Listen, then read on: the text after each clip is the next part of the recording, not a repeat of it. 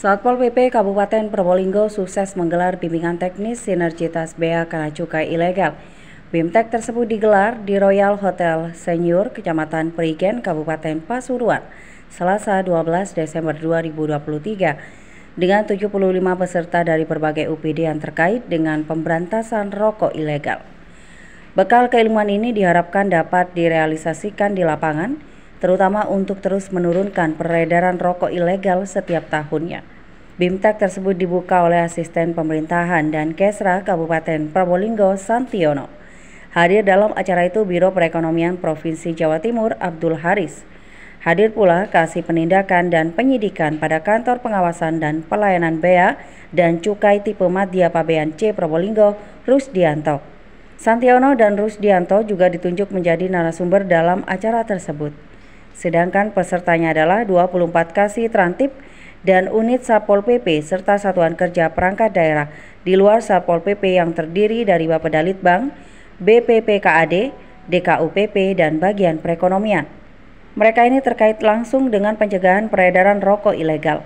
Santiono mengatakan bahwa Satpol PP bertugas sebagai penegakan perda dan pelayanan kepada masyarakat.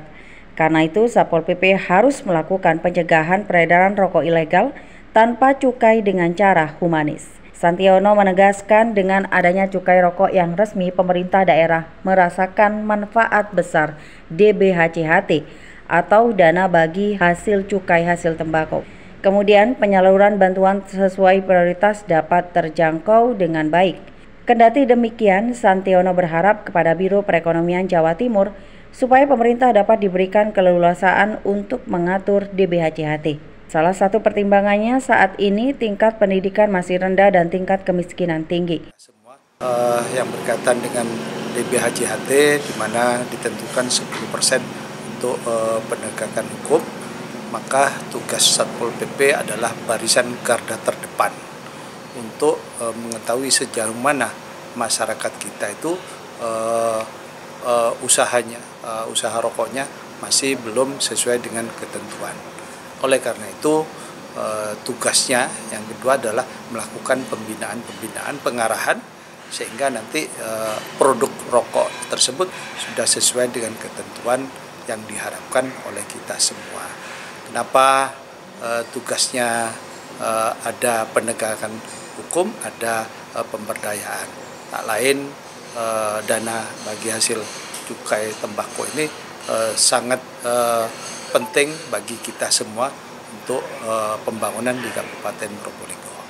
Harapan Kabupaten Probolinggo hari ini kita mempunyai gedung tempat kawasan industri hasil tembakau ini dapatnya dimanfaatkan oleh industri-industri rokok yang ada di Kabupaten Probolinggo dan dibina oleh pemerintah Kabupaten Probolinggo sehingga produk yang diproduksi adalah betul-betul rokok sesuai dengan harapan kita semua. Dan tentunya Probolinggo termasuk kawasan industri penghasil tembakau, ke depan tentunya dapat meningkatkan DBHCHT bagi Kabupaten Probolinggo. Himbauannya bahwa ini harus bersama-sama.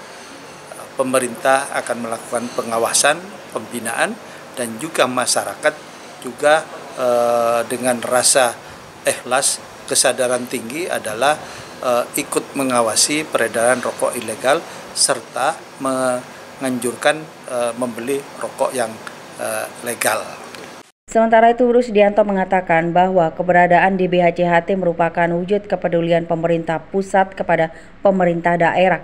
Penerimaan negara dari cukai ada persentase pemanfaatan yang sudah diatur dalam peraturan Kemenq nomor 15 tahun 2021.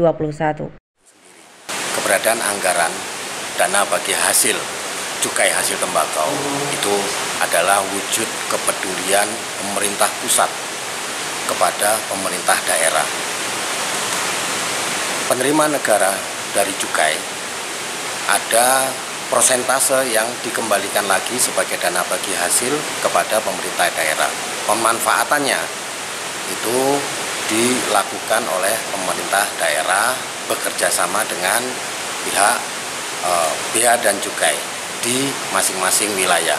Di Kabupaten Probolinggo bekerja sama dengan Bea Cukai Probolinggo. Dalam hal ini dari pembagian yang sesuai dengan Peraturan Menteri Keuangan nomor 215 tahun 2021, ada 10% itu dibagi untuk penegakan hukum, di mana di dalam penegakan hukum ada kegiatan berupa sosialisasi dan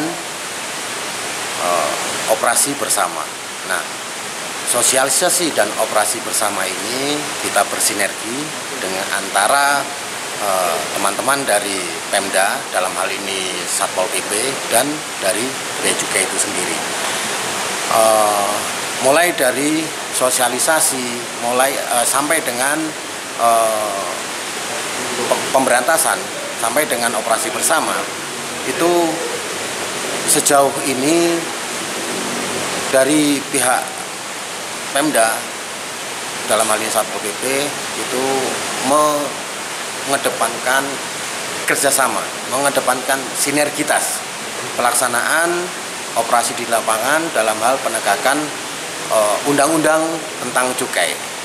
Sedangkan Kepala Satpol PP Kabupaten Probolinggo Sugeng Wianto mengatakan, peredaran rokok ilegal pada tahun 2023 mengalami penurunan dibandingkan tahun 2022. Didapati 51.486 batang rokok ilegal berhasil ditindak tahun 2023 dengan potensi kerugian negara senilai Rp35.781.690. Sedangkan pada tahun 2022 didapati sebanyak 81.920 batang rokok ilegal dengan potensi kerugian negara Rp53.121.980. Menurut Sugeng Wianto, penurunan batang rokok ilegal bisa terjadi berkat sinergitas di lapangan bersama seluruh jajaran, terutama para elemen tokoh masyarakat, unsur kepala desa, dan Linmas sebagai sumber informasi peredaran rokok ilegal. Ini bisa terjadi berkat sinergitas di lapangan bersama seluruh jajaran, dan yang adalah penting adalah peran tokoh masyarakat, masuk kepala desa, Linmas, yang itu menjadi sumber informasi kita. Sehingga secara dini kita bisa mendeteksi di mana pusat-pusat peredaran rokok itu, sehingga ada dua hal, yang satu penindakan, yang satu pembinaan. Nah, semakin tahun semakin menurun karena memang kami memaksimalkan potensi intelijen kita di lapangan, terutama dalam rangka memastikan ada informasi beredar di lapangan. Dan saya ulang lagi, peran terpenting adalah masyarakat ikut terlibat secara langsung juga mengawasi peredaran rokok ilegal ini, sehingga alhamdulillah makin tahun semakin meningkat hasil tangkapan dan semakin menurun peredarannya. Tentunya harapan kami yang pertama, kami ingin meningkatkan sumber daya manusia personel kami di lapangan yang sebagai orang adalah intelijensi. Yang kedua, bagaimana juga mereka belajar bersinergitas dalam rangka melaksanakan tugas-tugas berikutnya di lapangan. Sehingga pada intinya harapan kami pelatihan ini bagaimana tim kami di lapangan bisa solid, bisa bersinergi untuk mengemban amanat dan tugas-tugasnya. Laporan Muhammad Angga, Tada Today TV, Probolinggo.